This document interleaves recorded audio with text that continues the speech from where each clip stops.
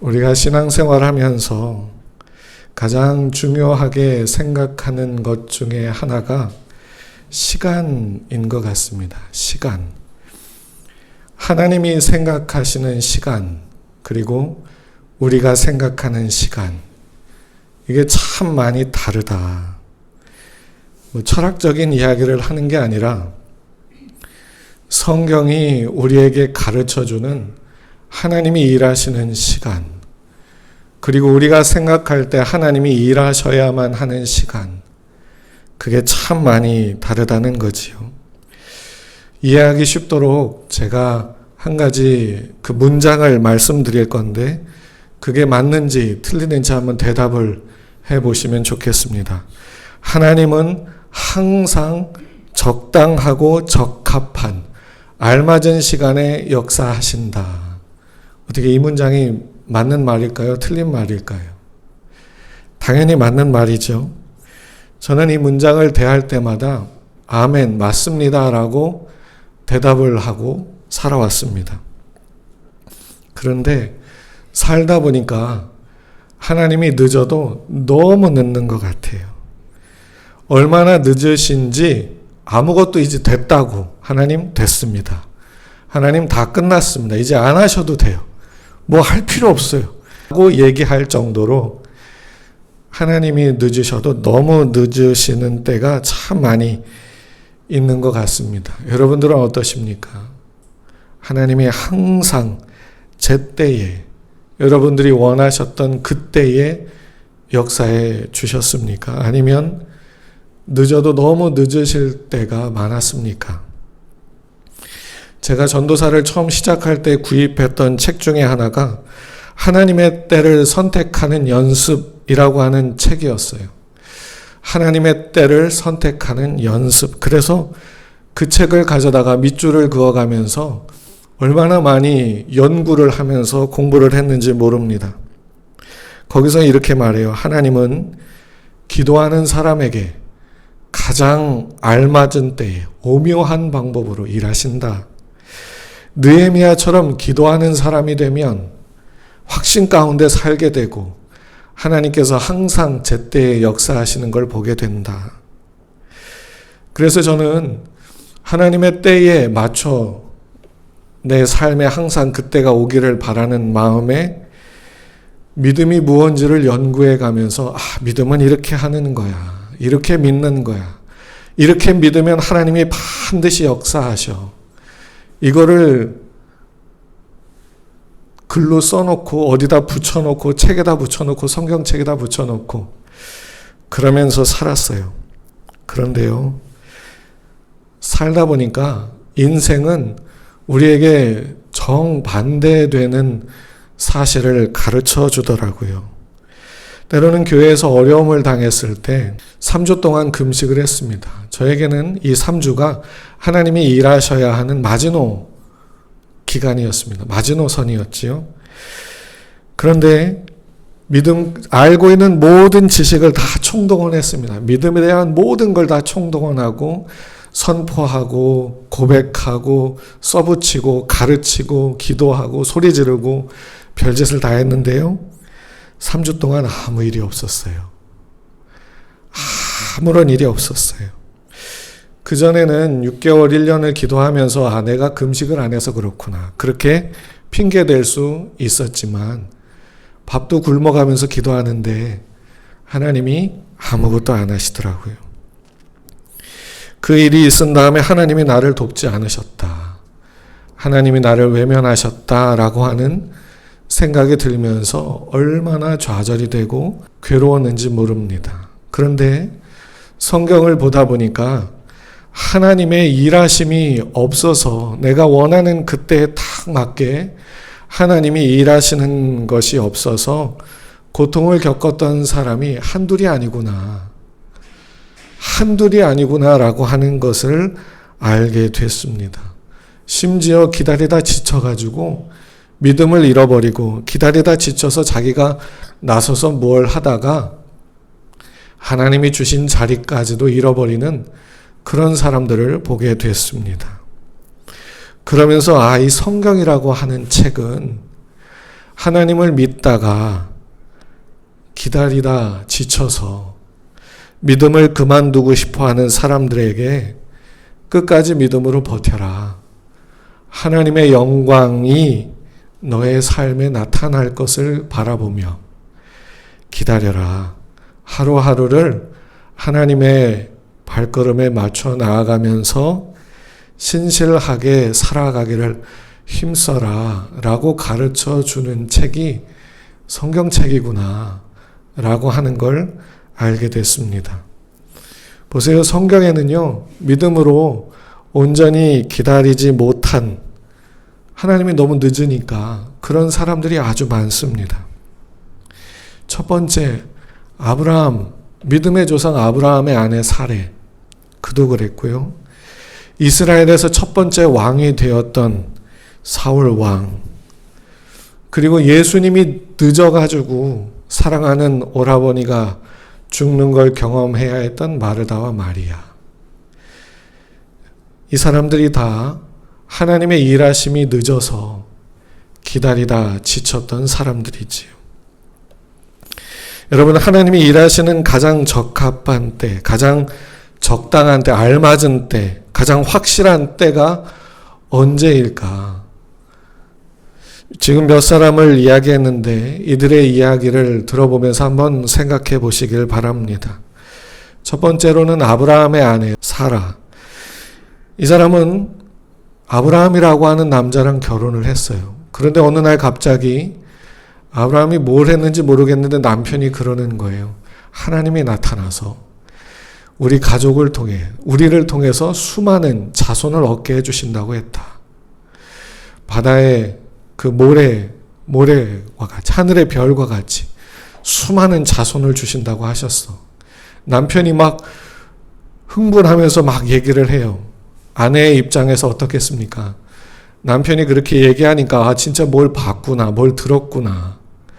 그러면서 기대를 하겠지요. 아, 이제 멋지고 귀엽고 정말 위대한 아들이 태어나겠구나. 그런데요, 1년이 지났어요. 2년이 지나고요. 5년이 지나고요. 10년이 지났어요. 안 생겨요. 10년이 지나도록 자녀가 분명히 생겨서 뭐 바닷가 모래 하늘의 별의별 소리를 다 했는데 뭐가 생겨야 그게 되지. 근데 자식이 없어요. 여러분 같으면 어떤 마음이 드시겠습니까? 사라가요, 이 일들을 겪어가면서 어떻게 결론을 내렸냐면 창세기 16장 2절입니다. 사레가 아브라함에게 이르되 여호와께서 내 출산을 허락하지 아니하셨으니 원하건대 내 여종에게로 들어가라.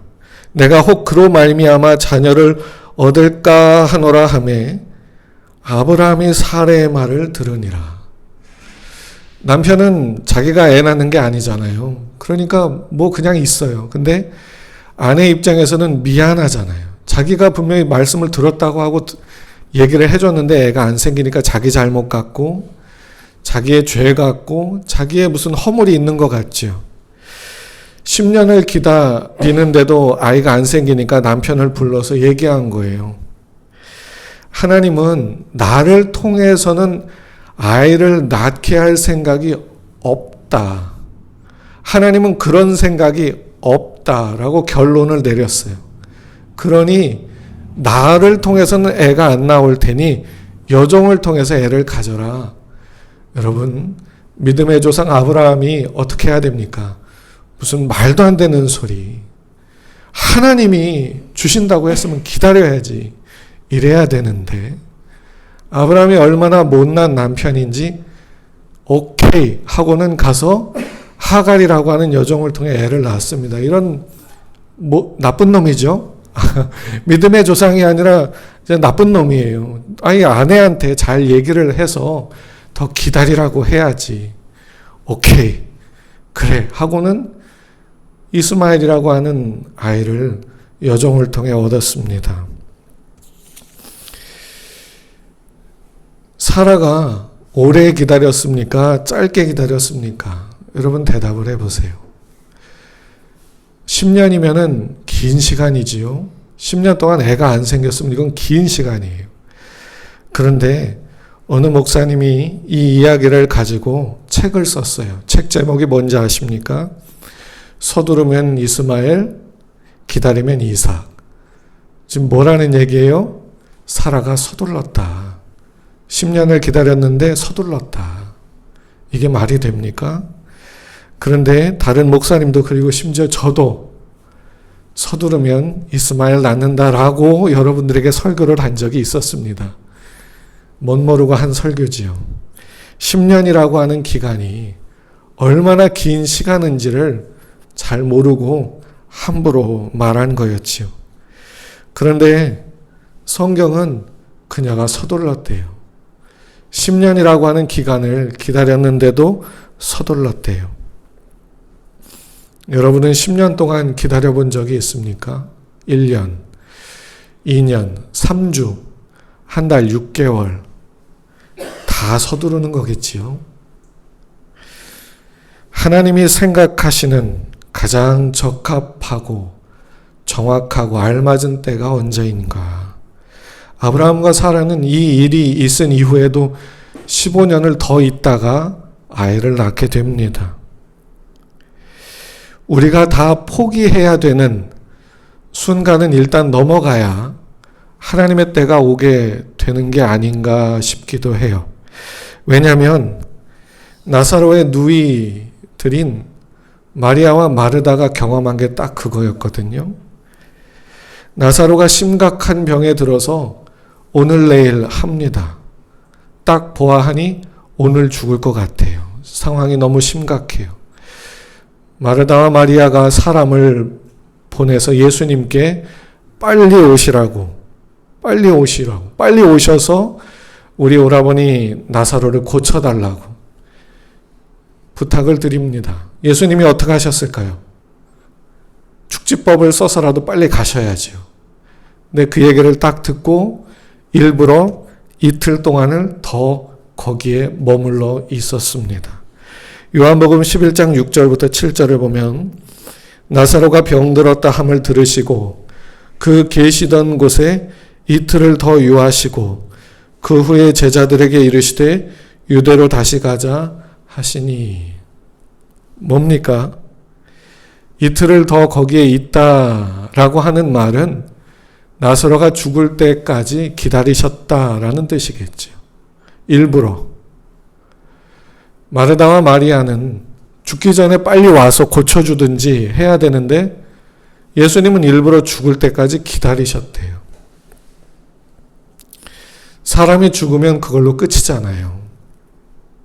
더 이상 뭐 할 수 있는 게 없잖아요. 그런데 예수님은 그 마지노선을 그냥 가뿐하게 넘겨버리셨습니다. 예수님이 일부러 늦으신 것을 마르다와 마리아가 알았을까요? 아마 몰랐을 것 같아요. 무슨 일이 있겠거니, 그냥 무슨 일이 있어서 늦으셨겠거니 생각했겠지요. 예수님께 그 서운한 마음을 이렇게 표현합니다. 요한복음 11장 21절 주께서 여기 계셨더라면 내 오라버니가 죽지 아니하였겠나이다. 이제 다 끝났다. 이제 다 끝났다라고 하는 말이지요. 그런데 성경이 말해주는 게 뭔지 아십니까? 예수님은 일부러 그렇게 오셨다는 거고 그 일을 통해 이루고자 하시는 일이 있었다라고 하는 겁니다. 죽은 나사로를 살려내어 마르다와 마리아뿐만이 아니라 이 상황을 알고 있는 모든 사람들로 하여금 믿음을 갖게 하시려고 일부러 그러셨다라고 하는 게 성경이 우리에게 말해주는 내용이지요. 그런데 이 일을 기다린다고 하는 게 참 쉽지가 않은 것 같아요. 하나님의 때를 기다린다고 하는 거. 왜냐하면 세상이 우리를 가만 내버려 두지 않거든요. 막 무슨 일이 닥치고 이걸로 막 끝날 것 같고 이걸로 모든 인생이 끝날 것 같은 다급함이 들잖아요.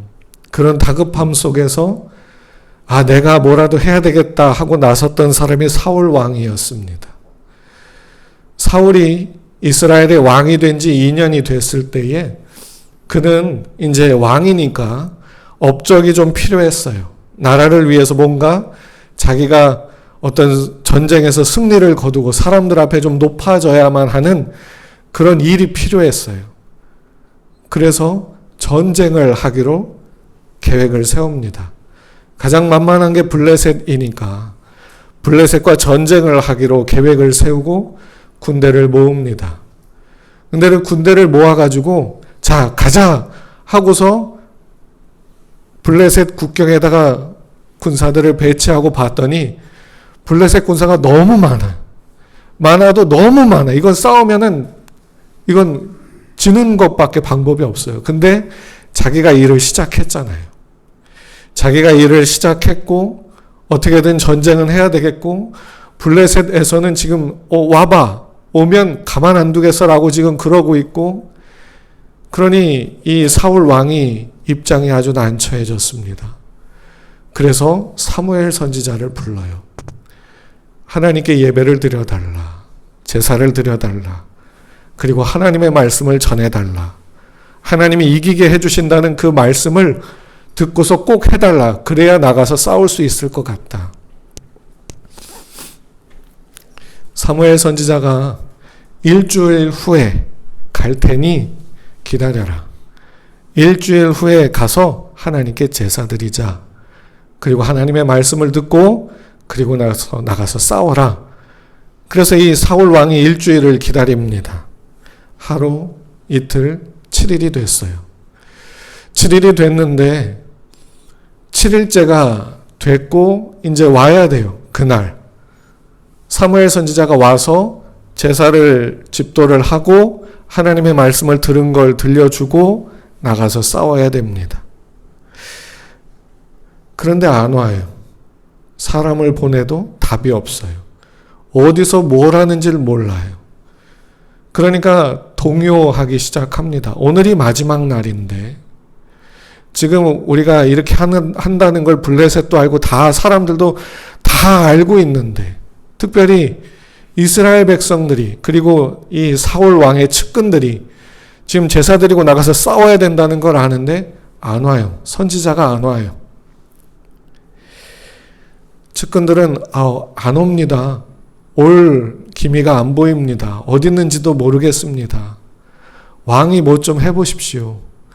백성들은 야 이러다가 우리 죽는 거 아니야? 하면서 뿔뿔이 흩어지기 시작합니다. 지금 이렇게 지나가다가는 사울 왕이 자기가 죽을 것 같은 거예요. 기다리다 지쳐서 자기가 제사를 집례를 해버렸습니다. 그런데 참 신기하게도 사울 왕이 드리는 제사가 딱 끝나자마자 사무엘 선지자가 어디서 왔는지 나타났어요. 그리고는 사울 왕에게 이렇게 말합니다. 사무엘상 13장 13절부터 14절입니다. 왕이 망령되이 행하였도다. 왕이 왕의 하나님 여호와께서 왕에게 내리신 명령을 지키지 아니하였도다. 그리하였더라면 여호와께서 이스라엘 위에 왕의 나라를 영원히 세우셨을 것이거늘 지금은 왕의 나라가 길지 못할 것이라. 여호와께서 왕에게 명령하신 바를 왕이 지키지 아니하였으므로 여호와께서 그의 마음에 맞는 사람을 구하여 여호와께서 그를 그의 백성의 지도자로 삼으셨느니라. 하루도 안 되는 시간이었지만 그 예배드리는 그 시간을 기다리지 못한 까닭에 사울 왕은 왕의 자리에서 쫓겨나게 되었습니다. 사울 왕에게도 자기만의 사정이 없었던 게 아니에요. 사무엘 선지자에게 이렇게 말합니다. 12절을 보면 블레셋 사람들이 나를 치러 길갈로 내려오겠거늘 내가 여호와께 은혜를 간구하지 못하였다 하고 부득이하여 번제를 드렸나이다. 여기서 보는 것처럼 부득이하여. 이 부득이하여에 해당하는 히브리어 단어가 어쩔 수 없이 그랬다. 상황에 밀려서 상황에 쫓겨서 내가 그럴 수밖에 없었다라는 뜻입니다. 참 하나님의 때를 대하면서 성경을 통해 보게 되는 내용이 뭐냐면 일단 하나님은 내가 원하는 때에 맞춰주실 생각이 그렇게 많진 않으신 것 같다. 물론 내가 정한 마지노선에 하나님이 딱 맞게 역사해 주실 때도 많이 있어요.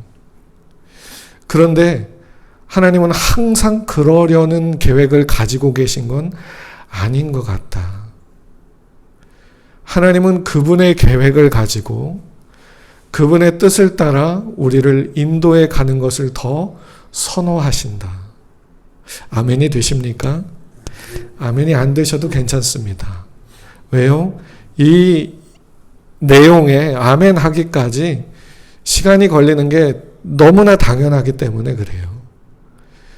하나님 내가 아멘 할 때니까 제때제때 해주세요 라고 하는 우리의 어줍지 않은 거래에 하나님은 속지 않습니다. 하나님도 우리가 하나님의 때가 언제인지 몰라서 힘들게 기다려야만 한다라고 하는 걸 모르시지 않습니다. 그래서 우리에게 당부하십니다. 성경을 통해서 당부하십니다. 오늘 우리가 읽은 본문의 말씀도 그렇게 당부하시는 말씀 중에 하나입니다. 베드로 후서는 베드로 후서만의 상황을 가지고 있어요. 베드로 후서는 이제 예수님의 재림을 기다리던 성도들에게 쓴 편지예요. 근데 예수님의 재림을 기다리던 성도들이 뭐냐면 예수님이 안 와요. 다시 온다고 했으면 빨리빨리 와야지. 안 와요. 나라는 로마에 의해서 나라가 망하게 되고요. 예수 믿는다는 이유로 핍박을 말도 없이 당하고요. 심지어 죽고요. 10년이 지나고 20년이 지나는데 예수님이 하늘로 올라가신 지 그럼 빨리 와야지. 안 오십니다. 3, 40년이 지나는데도 안 오십니다. 처음에 예수님이 하늘로 올라가는 걸 봤던 성도들은 봤으니까 올 거야 라는 확신이 컸을 거예요. 근데 그걸 본 사람들이 이제 나이가 들어 죽어요. 그의 자녀들이 얘기를 전해 듣고 기다려요. 안 와. 자기만 믿으면 좋겠는데 가족들을 먹여 살려야 돼요. 처자식을 먹여 살려야 돼요. 근데 예수 믿는다는 것 때문에 직장도 못 구하고 일도 못 하고 아무것도 못 해. 굶어 죽어야 돼요. 그러니 나라도 그만 믿고 때려쳐야 되겠다. 그런 마음까지 갖게 되지 않았겠습니까? 그런 성도들을 향해서 베드로가 편지를 쓴 거예요. 베드로후서 3장 9절이지요. 주의 약속은 어떤 이들이 더디다고 생각하는 것 같이 더디는 것이 아니라 오직 주께서는 너희를 대하여 오래 참으사 아무도 멸망하지 아니하고 다 회개하기에 이르기를 원하시느니라. 주님이 늦으시는 데는 이유가 있다. 한 사람이라도 더 살리고 싶어 하시는 하나님의 마음 때문이다. 한 명이라도 더 회개하여 돌아오기를 기다리기 때문에 그러신다라고 하는 것이 베드로 후서의 말씀입니다. 여러분, 하나님이 늦으실까요? 다시 처음 드렸던 질문입니다. 하나님이 늦으실까요? 나라가 이렇게 되어져 가는 상황을 다 보고 계신데 하나님이 늦으시는 걸까요? 하나님이 세상이 이렇게 돌아가는 걸 모르셔가지고 딴 생각하다가 내가 놓쳤어. 어떻게 하지? 그러실까요? 하나님은 전혀 그렇지 않죠. 하나님은 가장 알맞은 때에, 가장 좋은 때에 하나님은 역사하십니다. 아멘. 하나님은 아브라함과 사라가 온전한 믿음으로 서기까지 기다리셨습니다. 그게 25년 걸린 거지요. 예수님은 마르다와 마리아가 사람이 죽는 상황 속에서도 하나님을 믿는 믿음을 갖게 되기를 보기를 원하셨기에 나사로가 죽기까지 기다렸다가 가셨습니다. 사울 왕은 끝까지 믿음으로 하지 못하고 자기가 나서서 왕의 자리를 박탈당하는 그런 말씀을 듣긴 했지만 여러분 구약 성경을 한번 읽어보세요. 사울 왕이요 이런 이야기를 들은 다음에 왕의 자리에서 실제로 내려오기까지 여러 해가 걸렸습니다. 수십 년이 걸렸어요. 이 말 듣고서 그 다음날 쫓겨난 게 아니에요. 계속해서 왕의 자리에 있었습니다. 대신 하나님은 다윗을 세우는 일을 진행시키셨지만 뭡니까? 사울 왕이 하나님께 회개하며 온전한 믿음으로 돌아오기를 계속해서 기다리셨다는 의미입니다. 때와 시기는 온전히 하나님께 달려 있습니다. 그리고 우리가 보기에 하나님이 늦으시는 데는 다 이유가 있습니다. 우리가 하는 일은 하나님의 때에 우리가 맞춰가는 거지요. 하나님이 일하시는 때에 맞춰가는 겁니다. 조급할 수 있고요. 다급할 수 있고요. 이러다가 세상이 끝나버릴 것 같은 생각이 들 수도 있습니다. 그럴 때마다 우리는 성경의 말씀을 붙잡고 하나님이 가시는 그 속도에 맞춰서 나아가는 연습을 해야 되는 것 같습니다. 물론 하나님이 나아가는 속도를 알 수가 없으니까, 보이질 않으니까 우리가 할 일은 그날 신실하게 사랑하며 섬기며 믿음으로 살아가는 거지요. 우리가 하나님 앞에 온전히 서기까지 하나님이 우리를 기다려 주실 겁니다. 하나님께서 우리가 온전히 하나님 앞에 서서 하나님이 맡겨주시는 일을 감당할 때까지 하나님이 기다려 주시고 도와주실 겁니다. 우리가 준비되면 하나님이 일하셔야만 한다, 이거 아닙니다. 우리는 우리의 삶을 사는 거고, 그러면 하나님께서 그분의 일을 우리 가운데 하신다는 겁니다. 우리는 그 하나님의 손에, 그 발걸음에 맞춰서 매일매일을 살아가는 거지요. 아멘이 되십니까? 그래서 신앙이 그렇게 쉽지 않은 것 같아요. 신앙생활이 막 즐겁고 신나고 막 그러기만은 하지 않은 것 같아요. 말씀을 마칩니다. 우리가 하나님을 기다리는 것보다 하나님이 우리를 기다리는 마음이 더 간절합니다.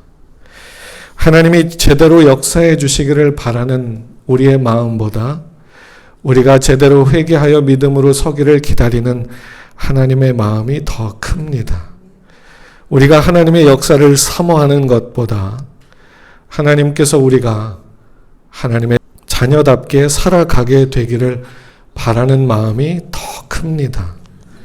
우리가 하나님을 믿어보려고 애쓰는 그 노력보다 하나님이 우리를 믿음의 자리에 서게 하시려고 애쓰는 그 노력이 더 큽니다.